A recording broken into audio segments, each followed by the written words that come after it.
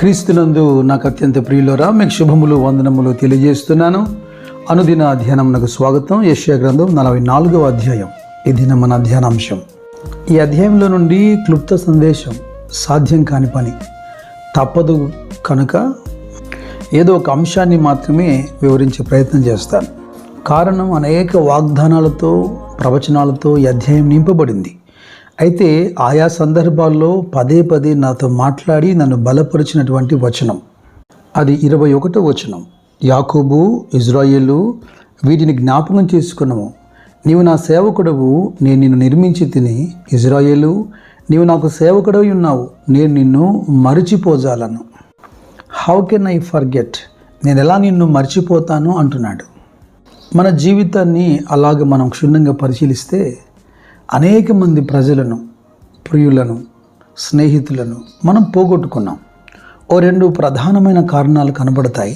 ఒకటి, మనకు కీడు తలపెట్టి మన నుండి దూరమైన ప్రజలైతే తెలుసో తెలియకో మన ద్వారా కీడు లేదా ఎంతో కొంత నష్టం కలిగినటువంటి ప్రజలు మనల్ని విడిచిపెట్టి వెళ్ళిపోవటం.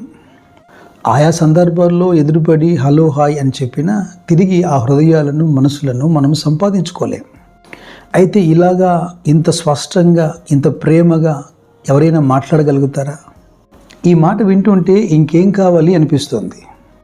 నీవు నా సేవకుడువు, నేను నిన్ను ఏర్పరచుకున్నాను లేదా నిర్మించాను, నేను నిన్ను మరిచిపోజాలను అంటున్నాడు. మరిచిపోలేకపోవటానికి బలమైన కారణం ఉంది. అది మరిచిపోవటమే. ఏంటి మర్చిపోవటం? ఆ కింది వచనం చూడండి. మంచు విడిపోవునట్లుగా నేను నీ అతిక్రమములను, మబ్బు తొలగునట్లుగా నీ పాపములను తుడిచివేసి ఉన్నాను.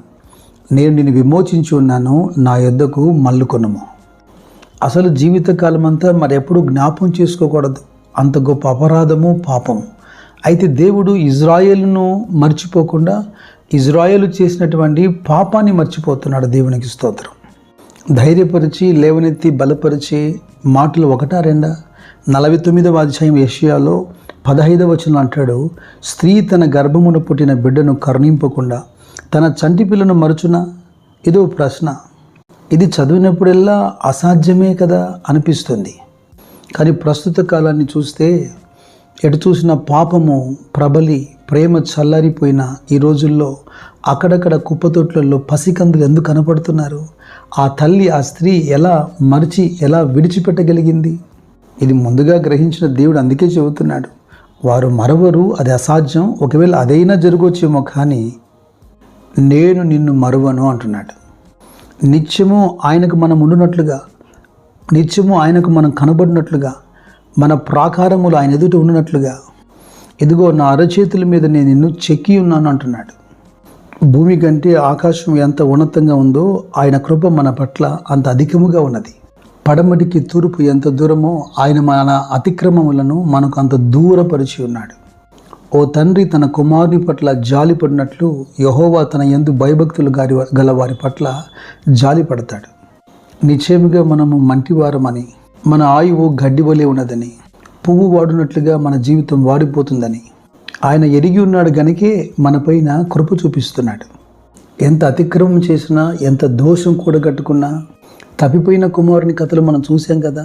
అతడు ఆస్తి ఎంత పాడు చేసినా, వేషులతో సాంగత్యం చేసినా, తండ్రి ప్రతిష్ట నాశనం చేసినా, తిరిగి వచ్చే సమయానికి తండ్రి కనపరిచిన ప్రేమ, తండ్రి కనపరిచిన క్షమాపణ, పోగొట్టుకున్న సమస్తాన్ని, కుమారత్వాన్ని పునరుద్ధరించినటువంటి వైనం, ఇది కదా పరలోకపు తండ్రి యొక్క ప్రేమకు సాదృశ్యం. యెషయా 43వ అధ్యాయంలో గతంలో చెప్పాడు, యాకోబు, నీవు నాకు ప్రార్థన చేయట్లేదు, పైగా నువ్వు విసుక్కుంటున్నావు, నీవు బలి అర్పించట్లేదు అంటే వేటి ద్వారా దేవుని దగ్గర క్షమాపణ పొందడం లేదు. దేవుడే తనకు తానుగా, తన చిత్తానుసారముగా అతిక్రమములను తుడిచివేయ ఉద్దేశం కలవాడుగా ఉన్నాడు. నీవు నీతిమంతుడిగా తీర్చబడినట్లుగా నాతో వాద్యం ఆడతావా? లేదా నీ పక్షాన ఎవరైనా మధ్యవర్తిత్వం వహిస్తారా? అది సాధ్యమేనా? తప్పు చేయలేదని, నీతిమంతుడవని నిరూపించగలుగుతావా? ఏ కారణం లేదు. నేను నా చిత్తానుసారంగా, నా ఇష్టపూర్వకంగా నేనే నీ అతిక్రమాలు తుడిచివేస్తున్నాను. అపోస్తలుడైన పౌలు కొరింథీయులతో మాట్లాడుతూ మొదటి పత్రిక 6వ అధ్యాయంలో చివరి వచనంలో అంటాడు, విలువ పెట్టి కొనబడిన వారు గనక మీ దేహముతో దేవుని మహింపరచుడి అని. ఎస్, హీ పర్చేస్డ్ అస్. ఆయన మనల్ని కొన్నాడు తన సొత్తుగా. హీ రిడీమ్డ్ అస్. ఆయన మనల్ని విడిపించాడు. ధర ఆయనే చెల్లించాడు. వెండి బంగారం లాంటి క్షయ వస్తువుల చేత కాదు, కానీ అమూల్యమైన రక్తము చేత, అనగా నిర్దోషమును నిష్కలంకమునగు గొర్రెపిల్ల వంటి క్రీస్తు రక్తము చేత విమోచింపబడతారని మీరు ఎరుగుదురు కదా అంటాడు పేతురు. యెషయా గ్రంథము 44వ అధ్యాయంలో 22వ వచనం చూడండి. మంచు విడిపోవునట్లుగా నేను నీ అతిక్రమములను, మబ్బు తొలగునట్లుగా నీ పాపములను తుడిచివేసి ఉన్నాను. నేను నిన్ను విమోచించి ఉన్నాను అంటూ నా యొద్దకు మల్లుకొనుము అంటున్నాడు. Return to me. యెహోవా అయితే ఆయన కార్యాన్ని ఆయన సమాప్తి చేసి ఉన్నాడు. ఇంకా వెనుదిరగని పిల్లలతో, లోబడిన పిల్లలతో ఆయన మాట్లాడుతున్నాడు.